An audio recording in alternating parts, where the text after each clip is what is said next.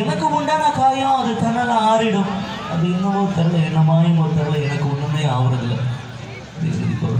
நடுவில் நடுவில் மானே மானேலாம் போட்டுடும்.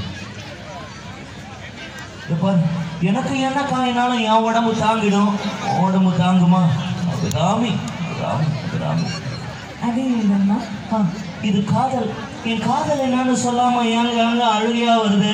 ஆனா நான் அழுது உன்னை தாக்கிடுமோ அப்படின்னு நினைக்கும் போது வர அழுகைய கூட நின்றுடுது. மனிதர் உணர்ந்து கொள்ள இது மனித காதல் அல்ல.